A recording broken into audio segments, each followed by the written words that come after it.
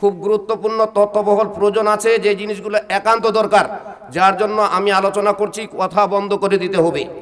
সকলে মিলে আমার সঙ্গে পড়ুন, আল্লাহুম্মা সাল্লি আলা মুহাম্মাদ। সবাই পড়ি, সবাই পড়বো, আল্লাহুম্মা সাল্লি আলা মুহাম্মাদ ওয়া আলা আলি মুহাম্মাদ কামা সাল্লাইতা আলা ইব্রাহিমা ওয়া আলা আলি ইব্রাহিমা ইন্নাকা হামিদুম মাজিদ। আল্লাহুম্মা বারিক আলা মুহাম্মাদ ওয়া আলা আলি মুহাম্মাদ কামা বারাকতা আলা ইব্রাহিমা ওয়া আলা আলি ইব্রাহিমা ইন্নাকা হামিদুম মাজিদ। দুরূদ পড়া হয়েছে। লাভটা কি হলো? লাভটা শুনি। লাভ বলছেন প্রিয় নবী বলি সাল্লাল্লাহু আলাইহি ওয়াসাল্লাম, তিনি বলছেন, আমার উপরে যে ব্যক্তিরা দুরূদ পাঠ করবে, হাল্লালাহু শাফাআ ইয়াউমাল কিয়ামাতে, কিয়ামতের ময়দানে এই ব্যক্তির জন্য আমার পক্ষ থেকে শাফাত হালাল হয়ে গেল। আমি নবী শাফাত করব, তবে কোনো বেটা যাবে জান্নাতে, তার আগে জান্নাতে যাওয়ার কোনো সুযোগ নেই। কথা বুঝতে পারেননি? তাহলে এখানে আমরা যারা দুরূদ পড়লাম, এতক্ষণ আপনি কিন্তু জান্নাতের জায়গায় বসে আছেন, একেবারে জান্নাতের বাগিচায় বসে আছেন। কথা বুঝতে পারছেন তো? এই মুহূর্তে যদি আপনার মৌত হয়ে যায়, আপনি যেন জান্নাতের বাগিচাতে মৌত হয়ে গেছে, হতে পারে এই বাহানায় আল্লাহ আপনাকে ডাইরেক্ট জান্নাতে দিতে পারে, বলি সুবহানাল্লাহ। কথা বুঝতে পারছেন? যাহার জন্য নবীর শাফাত আপনার জন্য এখন কিন্তু হালাল হয়ে আছে, এই মুহূর্তে নবী আপনার জন্য শাফাত করতে প্রস্তুত, বলি ইনশাআল্লাহ। ইনশাআল্লাহ। আমি আপনাদের সম্মুখে একটা সূরাটার নাম হলো সূরাতুল কিয়ামা। কি বললাম? সূরায়ে কিয়ামা। সেখান থেকে আয়াত নম্বর 33 পাঠ করেছি। সেই আয়াতটা হলো আয়াহসাবুল ইনসান আই ইউতরাকা সুদা। দেখেন কি কথা বলছে আল্লাহ, কি লজিক দিচ্ছে। কোরআনের এই লজিকটা মারাত্মক একটা লজিক। আয়াহসাবুল ইনসান আয়াতুরকা সুদা, মানেটা কি জানবো? মানেটা বলছে, মানুষ কি ভাবছে যে তাকে আমি এমনি ছেড়ে দেব? কথা বুঝতে পারেননি? মুজরিমকে নিয়ে গেল পুলিশ থানায়, কাকে ধরেছে? একজন নেশাখোরকে। কি নেশা করে? ইনজেকশন নেশা বুঝেন আপনারা? বর্তমান ইনজেকশন নেছে, তাও আবার ছোট বাচ্চা। কিভাবে তার কাছে সেটা চলে গেছে? এবার পুলিশ ইনফরমেশন অনুসারে মোবাইলের লোকেশনে তাকে ধরেছে। তো ও কি ভাবছে যে তাকে নিয়ে যায় এমনি ছেড়ে দেবে? ছেড়ে দেবে? আল্লাহ বলছেন আইহাসাবুল ইনসান আইয়ুতরাকা সুদা। এই মানুষ, তুমি কি ভাবছো যে তোমাকে সাদা কাপড়ে এখানে ভালো মানুষের মতো সাজায় কুজায় মরণের শেষ সমাধা তোমার করে আসলো বলে তুমি গোলাপ জল আর আতর আর আর দিয়ে তোমাকে একেবারে জানাজার নামাজ পড়ায় দিয়ে তোমাকে ছেড়ে শুয়ে দিয়ে চলে আসলো? তো তুমি কি ভাবছো আইহাসাবুল ইনসান আইয়ুতরাকা সুদা তোমাকে এমনি এমনিতে ছেড়ে দেবে? পৃথিবীতে যতদিন জন্ম নিয়েছেন 10 বছরের পর থেকে নিয়ে মানুষের পাপ লেখা শুরু হয় 14 বছরে। কতক্ষণ বললাম? কতক্ষণ থেকে পাপ শুরু হবে? তার আগে নাবালক। তবে সালাতের ব্যাপারে 7 শুরু, 10 বাধ্যতা। কথা বুঝতে পারেন নাই? মা বোন আপনাদেরকে বলছি, চেঁচামেচি হচ্ছে, বন্ধ করুন চেঁচামেচি, খুব গুরুত্বপূর্ণ আলোচনা হচ্ছে, দেখ শোনার খুব প্রয়োজন আছে। আল্লাহ বলছেন আইহাসাবুল ইনসান আইয়ুতরাকা সুদা। এই বেটি ছেলেরা, তোমাদেরকে কি এমনি ছেড়ে দেওয়া যাবে? সুন্দর কাপড়া বরখা পরে থাকবে, নামাজ পড়বে না, অন্যায় করবে, ছেড়ে দেব? সাদা কাপড় পরিয়ে তোমার জানাজা পড়িয়ে দিয়ে চলে আসলো, কবর কি ছেড়ে দেবে তোমাকে? না, কবর তার কর্ম করবে, পিছিয়ে দুলিয়ে দেবে।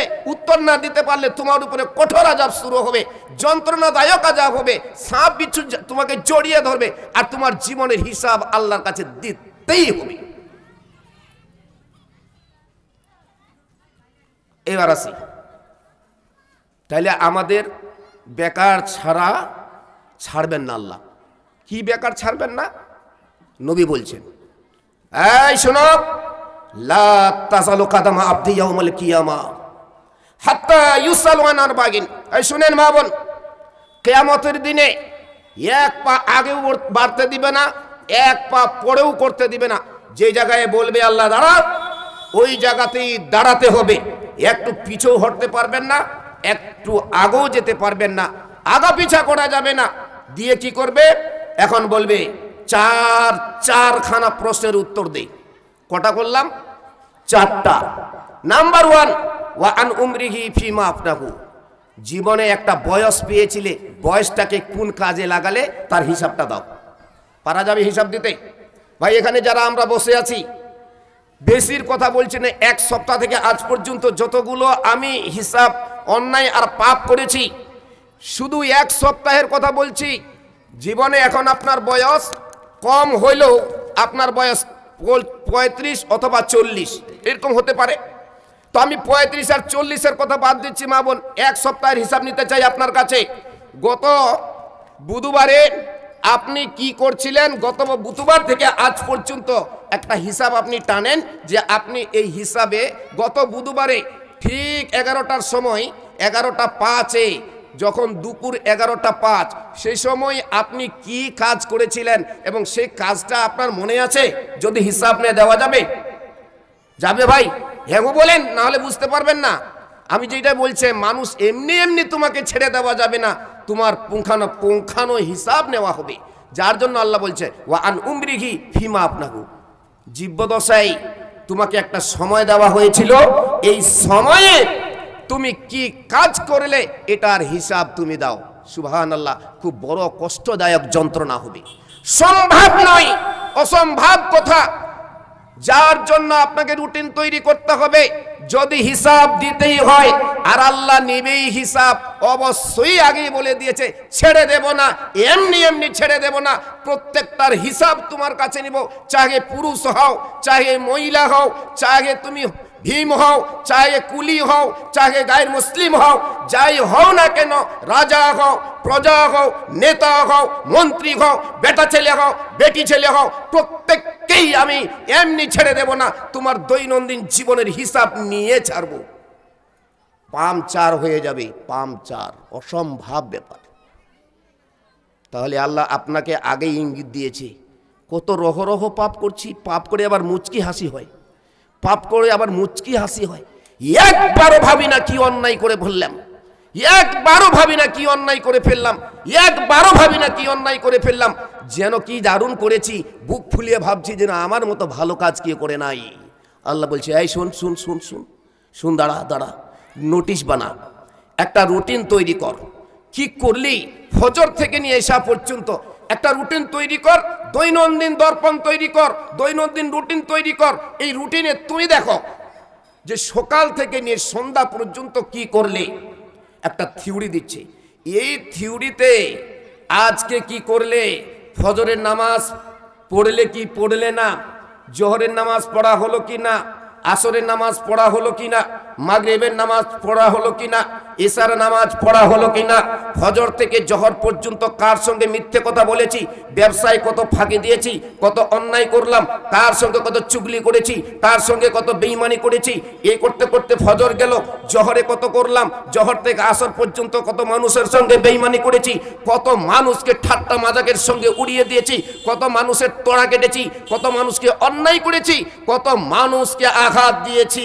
তারপরে এসা চলে আসলো মাগরিব, মাগরিবের পরে এসা, এবার শুয়ে পড়ুন। আর শুয়ে পড়ে রুটিন তৈরি হওয়ার আগে আপনি এবার সকাল থেকে এসা পর্যন্ত কত পাপ করেছেন আর কত ভালো কাজ করেছেন। যেটা পাপ করেছেন ওটাকে ক্রস করুন, আর যেটাকে নেকি করেছেন ওটাকে রাইট চিহ্ন দিন। দেখা যাক, আমি আজকে থিওরি দিব।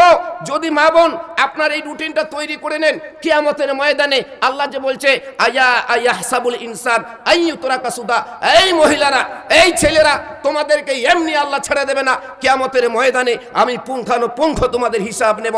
হিসাব নেওয়াটা যদি আল্লাহর দিতেই হয় তাকে, তাহলে তোমার রুটিন তৈরি করো। সকাল থেকে সন্ধ্যা পর্যন্ত কত মহিলাকে গালি দিয়েছো, কত মহিলার সঙ্গে চুগলি করেছো, কার সঙ্গে কি বেঈমানি হয়েছে, কাকে কি কুটুক্তি করেছো, কিভাবে তার সঙ্গে বদভাব করেছো, সব ব্যবহারকে একবারে নষ্ট করেছো, কত ছেলের সঙ্গে তোমার গ্যাটিং হয়েছে, কত মোবাইলে কি করেছো। তোমার সব বিষয়গুলো যখন তুমি নিজে নিজে নিজে নিজে নিজে শোয়ার আগে একটু রুটিন তৈরি করবে, তাহলে আমি আপনাকে বলতে পারি, আজ বুধবার, আগামী বুধবার আপনার সঙ্গে আমার সাক্ষাৎ হবে, চাহে পুরুষ চাহে মহিলা। আপনি সেদিন যদি পরিবর্তনে না নাম নিয়ে আসুন তাহলে আল্লাহর কোরআন মিথ্যা হয়ে যাবে, আল্লাহর কোরআন মিথ্যা হয়ে যাবে, আল্লাহর কোরআন মিথ্যা হয়ে যাবে।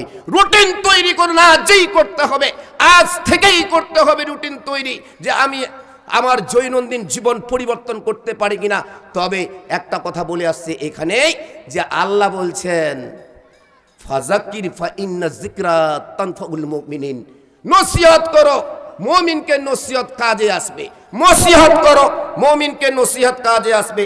নসিহত করো, মুমিনকে নসিহত কাজে আসবে। তাহলে কাকে কাজে আসবে না? কাকে কাজে আসবে না? গায়ের মুমিনকে কাজে আসবে না। কাকে কাজে আসবে না? ফাসিককে কাজে আসবে না। কাকে কাজে আসবে না? কার কাজে আসবে না? অবুজের কাজে আসবে না, আবু জেহেলের কাজে আসবে না। কার কাজে আসবে? যারা বুঝতে চাইবে তার কাজে আসবে। ফাযাক্কির, নসিহত করো, ইন্না যিকরা তানফাউল মুমিনিন, নিশ্চয়ই নসিহত মুমিনকে ফায়দা দেবে, মুমিনকে ফায়দা দেবে। উদাহরণ নেই, উদাহরণ দেখুন, একটা উদাহরণ দেই। আপনার পেট খারাপ হয়েছে, পেট খারাপ হয়েছে। এই পেট খারাপের সময় যদি আপনি যদি পেট খারাপের ওষুধ না খেয়ে আপনি যদি সেই জায়গাতে ভিটামিন ওষুধ খান, পেট খারাপ বাড়বে না কমবে? হ্যাঁ বলুন, কথা বুঝতে পারেন নাই? আপনার বদহজমি হয়েছে তো আপনাকে জাইম খেতে হবে, কিন্তু জাইম না খেয়ে ভিটামিন খাচ্ছেন, আপনার পায়খানা বাড়বে না কমবে? ভাই বলি, ভাই বাড়বে না কমবে? কথা বুঝতে পারেননি? আমার কথা বুঝতে পারছেন? বাড়বে না কমবে? যদি বেড়ে যায় তাহলে আপনার বোঝা গেল ওষুধ কাজ করে নাই। ওষুধ যদি কাজ না করেছে তাহলে জেনে নিতে হবে আপনি আপনার অসুখ থেকে ভালো হতে পারবেন না। পরিষ্কার কথা হলো ফাযাক্কির ফাইন্না যিকরা তানফাউল মুমিনিন। কোরআন আপনার কাজে আসেনি, হাদিস আপনার কাজে আসেনি, রসুলের মুখচরিত তার সে বাণী কাজে আসেনি, আপনার হাদিসও কাজে আসলো না, কোরআনও কাজে আসলো না, আল্লাহর হিদায়াতও কাজে আসেনি। তার কারণটা হচ্ছে আপনি সে দাওয়া খাননি যে দাওয়া খাওয়ার দরকার ছিল। মুমিনের পেট কোরআনের পেট, কি বললাম? মুমিনের সিনা কোরআনের সিনা। কবে বুঝতে পারছেন? আমার কথা বুঝতে পারছেন? মুমিনের পেট কোরআনের পেট, মুমিনের সিনা কোরআনের সিনা। অতএব মুমিনকে যখন তার বাক্য আলোচনা করা হবে, সঙ্গে সঙ্গে ওজিলাত কুলুবুহুম ওয়া ইযা তুলিয়াত আলাইহিম যাদাতুহুম ঈমানান। যখন মুমিনের সামনে এই কোরআনের আয়াতকে উদ্ধৃতি দিয়ে পর্যালোচনা করা হবে, তখন তার এই আলোচনা তাকে কাজে আসবে, আর তার বুকটা একবার করে ভেবরে উঠবে, ইস কত অন্যায় করেছি, আল্লাহ কত অন্যায় করেছি, কত অন্যায় করেছি, কত মানুষের পেটে লাত মেরেছি, কত মানুষকে আমি মার্ডার করেছি, কত মানুষের মালকে আমি খেয়ানত করেছি, কত মানুষের জীবনকে হরণ করেছি। এরকম পরিস্থিতি যখন আপনার মনে মনে মনে মনে মনে মনে মনে মনে আসবে, তখন কিন্তু আপনি আপনার জায়গাতে এবার জানবেন যে হেদায়েত হতে শুরু করেছে। কথা বুঝতে পারেননি? কি বললাম? যখন আপনার অন্তরে আগের গুনার কথাগুলো মনে পড়ছে, মা বোন মনে দেই, বাল্যভাবে যখন বয়স আপনার ছিল 18 অথবা 16, সে সময় যে অন্যায়গুলো করেছেন, রক্ত গরমের কালে ছেলেদেরকে বলে দিই, যখন বয়স আপনার 20 অথবা 22 ছিল, সে সময় যে অন্যায়গুলো করেছেন, হঠাৎ করে অন্যায় করে যাচ্ছেন, করেই যাচ্ছেন, করেই যাচ্ছেন, 35 বয়স হয়েছে, এখন আপনার 2 ছেলে অথবা 3 ছেলের আপনি বাপ অথবা মা বেনে গেছেন। এখন হঠাৎ করে বয়স নর্মাল পড়ে হওয়ার কারণে একদিন হঠাৎ চিন্তা হয়ে গেছে, আমি জীবনে ওই গুনাহ করেছিলাম, আল্লাহ এই গুনাহ কি করে মাফ হবে? আপনি জেনে নেন, এখন আপনি ব্রেকে পড়ে গেছেন, ডিস্ক ব্রেকে হাত দিয়েছেন, আল্লাহর পক্ষ থেকে হেদায়েত হতে শুরু হয়েছেন, আপনি এখন হেদায়েত প্রাপ্ত, হেদায়েত প্রাপ্ত, হেদায়েত প্রাপ্ত। তার মানে আপনি হেদায়েত চাচ্ছেন, আল্লাহ আপনাকে হেদায়েত এখন দিতে শুরু করেছে, এখন আপনাকে নিতে হবে। ফাযাক্কির ফাযাক্কির ফাইন্না যিকরা তানফাউল মুমিনিন। এই মুমিনকে এখন তুমি নসিহত করো, এই নসিহত এখন মুমিনের কাজ আসবে, কারণ ও মুমিনের দিকে হতে চলে গেছে। দেখেন একটা কথা বলছি, আল্লাহ কোনোদিন আপনাকে হেদায়েত দেবে না যদি আপনি হেদায়েত না চান। কথা বুঝতে পারেন নাই? আপনি যদি চান তবে দেবে, আপনি যদি না চান আল্লাহর দরকার নেই। আপনার গোটা পৃথিবী যদি বেঈমান হয়ে যায়, আল্লাহর এক ফোঁটা ক্ষতি করতে পারবে না। আর গোটা পৃথিবী যদি আপনার মনে করেন মুসলমান হয়ে যায়, তাও আল্লাহর লাভও নাই। কথা বুঝতে পারেননি আমার? যার জন্য কি বলতে চাচ্ছি, আল্লাহ বলছেন আইয়াহাসাবুল ইনসান আইয়াতুরকা সুদা, মানুষ কি মনে করছে এমনি এমনি তাদেরকে ছেড়ে দেব? অসম্ভব কথা। আল্লাহ রসুল বলেন, এইবার বলছেন আল্লাহ রসুল, ওয়া আন উমরিহি ফিমা আফনাহু, জীবনটা কিভাবে কাটিয়েছেন তার একটা রুটিন তৈরি করো, এটার পূর্ণ হিসাব তোমাকে দিতে হবে। কখন থেকে?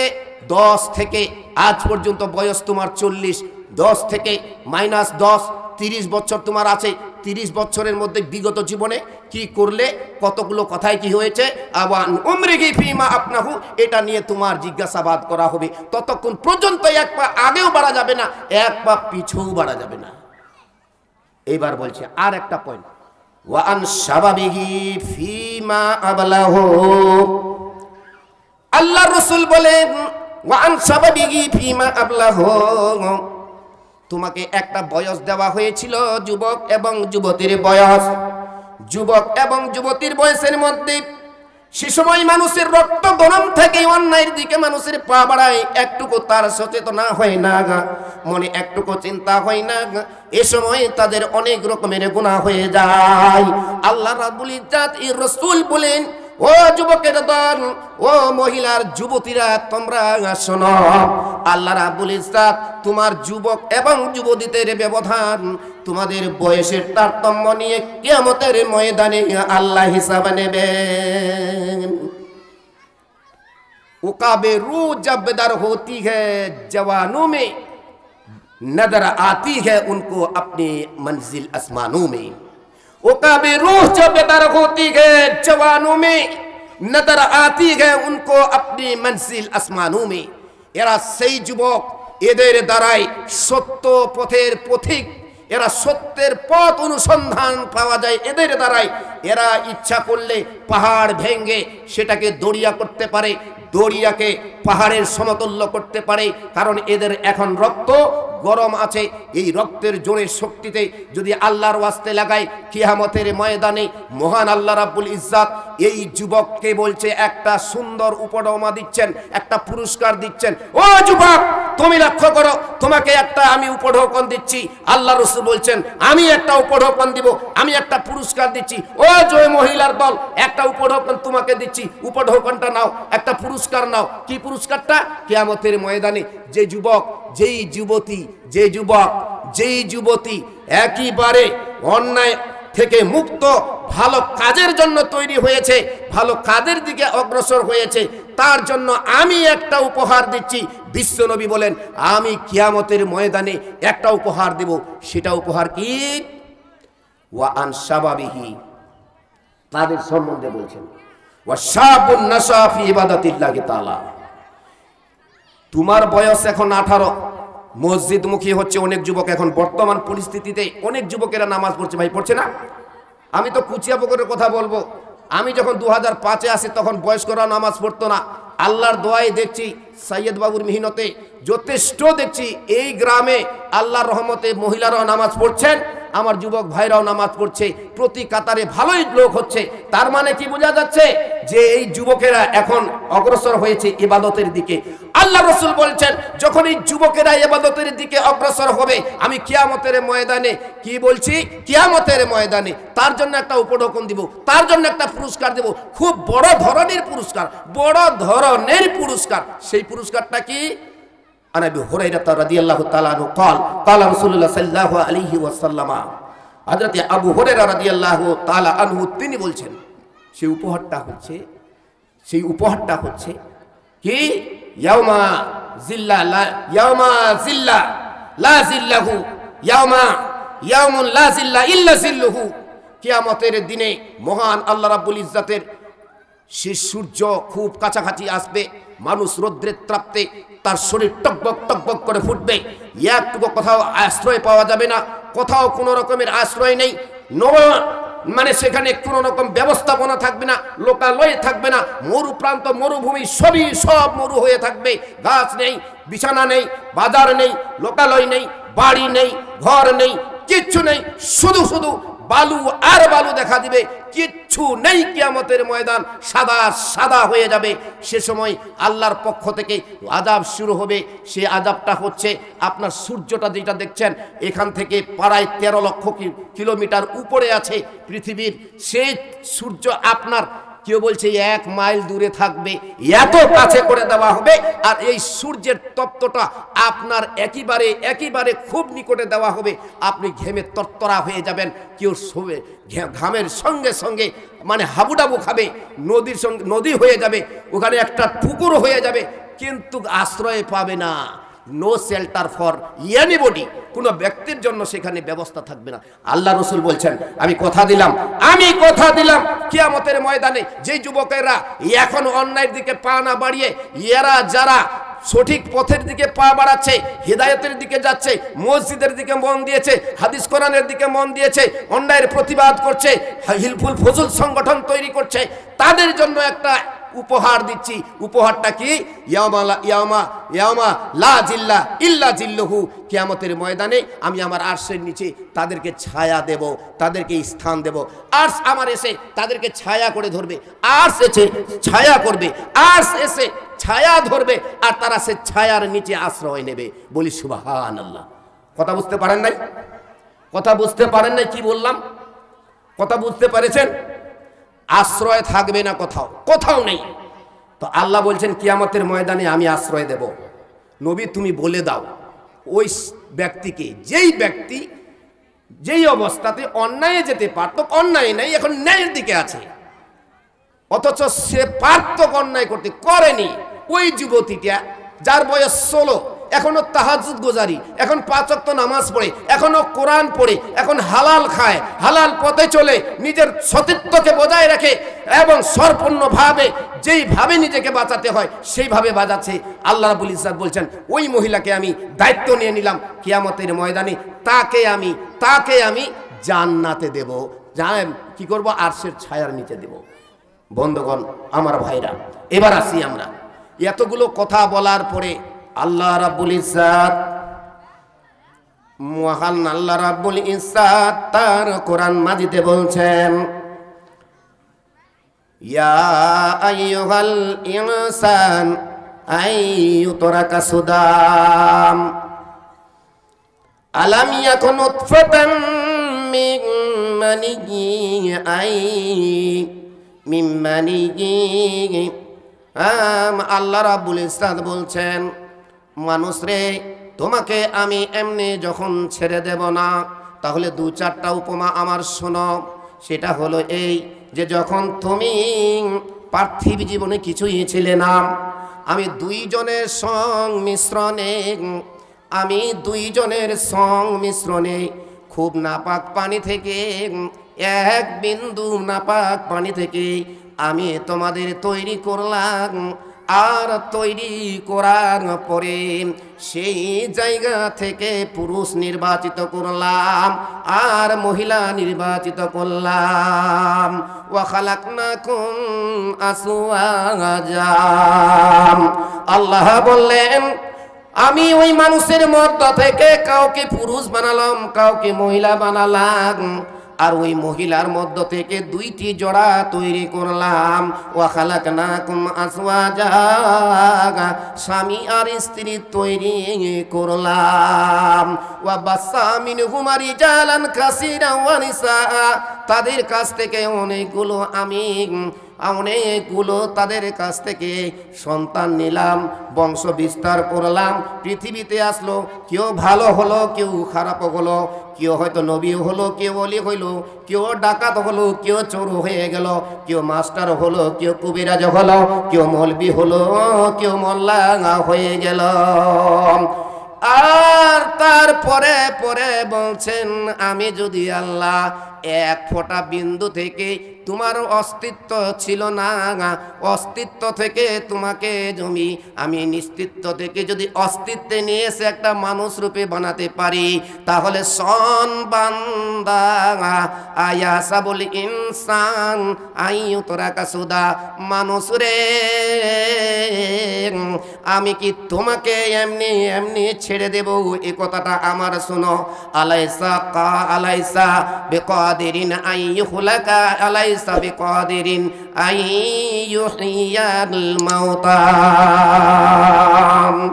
শেষে আল্লাহ বলেন ও পৃথিবীর মানুষেরা তোমরা শোনো, তোমরা হয়তো ভাবছো তোমাদের মৃত্যু হবে আর তোমাদেরকে আমি পুনরুত্থিত করব না, কবর থেকে ওঠাবো না। মরে গেলাম, শেষ হয়ে গেল, হয়তো পচে গেলাম, সরে গেলাম, আল্লাহ কোথায় খুঁজে পাবেন যে আমাকে দ্বিতীয়বারে আবার পৃথিবীতে নিয়ে আসবেন? এই জন্য আল্লাহ ধারণাটা দেওয়ার জন্য লজিকটা দিচ্ছে। মানুষ কি মনে করছে যে আমি তাদেরকে এমনি এমনি ছেড়ে দেব?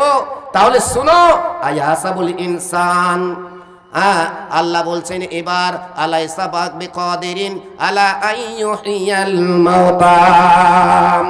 ও পৃথিবীর মানব, তোমরা শুনে নাও, আমি কি আল্লাহ রাব্বুল ইজ্জাত মৃত্যুকে জীবিত করতে পারবো না, জীবিতকে মৃত্যু করতে পারবো না। শোনো শোনো শোনো, যতগুলো ইতিপূর্বে মারা গেছে তুমিও মারা যাবে। মরে যাওয়ার পরে আমি আল্লাহ রাব্বুল ইজ্জাত পুনরুত্থিত করব, আর পুনরুত্থিত করার পরে তোমাকে অবশ্যই আমি পার্থিব জীবনে নিয়ে আসব, আর নিয়ে আসার পরে অবশ্যই তোমার হিসাব কিতাব আমি নেব, আর হিসাব কিতাবের ব্যাপারে আমি কঠোর হব, একটুকু এদিক ওদিক করব না। সহজ মনে করিয়েন না, আসেন, সহজ মনে করিয়েন না ভাই আমার। তো আপনাকে যে কথাটা বলতে চাচ্ছিলাম, ওয়া আন সাবাবিহি ফিমা আবলাহু ওয়া আন মালিহি মিন আইনা তাসাক্বা মিন আইনা তাসাবা ওয়া ফিমা আফনাহু। এই দুটো কথা বলে শেষ করছি। মাল, বর্তমান পরিস্থিতিতে মাল মানুষের খুব প্রয়োজন। মাল মানে টাকা, এই টাকা মানুষের খুব প্রয়োজন। এতটা প্রয়োজন হয়েছে যে মানুষের চোখে যেন পট্টি মেরে দিয়েছে যে কুদি টাকা হলেই হলো, টাকা হলেই হলো, কি উপায় আসছে ও দেখছে না। মানুষ শুধু কিছু মানুষ আছে ওই একটুকু পরিশ্রম করে না, মোবাইল দিয়ে হাজার হাজার টাকা কামাই করছে যে মানুষ। বর্তমান পরিস্থিতিতে নবী আলাইহিস সালাতু ওয়াস সালাম 1400 বছর পূর্বে আগেই বলে গিয়েছিলেন, ইয়াতি আলান নাসি জামানুন লা ইউবালিল মারউ মা আখাযা মিনাল হালালি আম মিনাল হালাল। একটা জামানা আসবে যে জামানায় মানুষ একটুকু পারোয়া করবে না যে টাকা কোন দিক থেকে আসলো, কিভাবে কামাই করলেন। বিশ্বনবী আলাইহিস সালাতু ওয়াস সালাম এখন ওই কথাটাই বলছেন। শোনো, ওয়া আন মালিহি ফিমা ফিমা ফিমা ফিমা ওয়া আন মালিহি, বলছে মাল মিন আইনা ইকতাসাবা, কিভাবে কামাই করেছি, ওয়া ফিমা আনফাকাহু, আর কেমন ভাবে সেটাকে আমি খরচ করছি। আল্লাহ রাব্বুল ইজ্জাত কিয়ামতের ময়দানে মালের হিসাবও নেবে। জমা করতে যতটা কষ্ট, বলছি আবার, জমা মাল করতে যতটা কষ্ট, খরচ করতে তার থেকে বেশি কষ্ট। অতএব জমা মাল কতটা করেছেন, যদি হালাল তবে বেঁচে গেছেন। যদি মাল জমা করার পরে মালকে হারাম ভাবে খরচ করেছেন, অন্যায় ভাবে খরচ করেছেন, যেখানে খরচ করার দরকার ছিল না, অন্যায়ের খরচ হচ্ছে। এক একটা বিবাহে খরচা যদি আপনি দেখেন তো একটা খরচার কথা বলছি, সেটা হলো কি বর্তমান সমাজের আপনার কি বলছে পত্র ভাই, রোকা এক একটা রোকা 50 টাকাও হয়, আছে না? 10 টাকা রোকা, 15 টাকা রোকা, 20 টাকা রোকা, 50 টাকা রোকা। এই রোকা থেকে সব থেকে ভালো পদ্ধতি আল্লাহ রসুল বললেন, ইলানু বিন নিকাহে, তোমার ছেলের বিবাহ দিবে এলান করো, মানুষকে বলে বেড়াও, বাড়িতে যায় বলো। ইয়াসিন সাহেবের হাতটা ধরে আমি বললাম, ভাই আমার ছেলের বিবাহ লাগাইছি, আপনাকে দাওয়াত থাকলো, সপরিবারে আসবেন। আমি ভাই আপনাকে নিমন্ত্রণ করলাম, আসবেন তো? বলে হ্যাঁ আসবো ইনশাআল্লাহ। ওকে যদি মাথার হাত পরে মাথ বলিয়ে দিয়ে আপনি ওকে পাঠিয়ে দেন, ওর বাড়িতে যান, ওর মনটা গলে যাবে। তা না করে আপনার ছেলেটার দ্বারাই একটা রোকা পাঠিয়ে দিয়েছেন, ও বলছে ছেলের দ্বারাই পাঠিয়ে দিল রে। হ্যাঁ, রোকাটাই একটা মানুষের মানে ফ্যাশন হয়ে গেছে, যার মূল্য 40 টাকা। 40 টাকা আপনি অন্যায় খরচা করেছেন, অথচ এই খরচাটা শয়তানের খরচা। তো আল্লাহ রাব্বুল ইজ্জাতের রাসূল বলছেন, মাল গ্রহণ করলে যতটা কি মানে কষ্টের বিষয়, তার থেকে খরচ করাটা আরো বেশি কষ্টের বিষয়।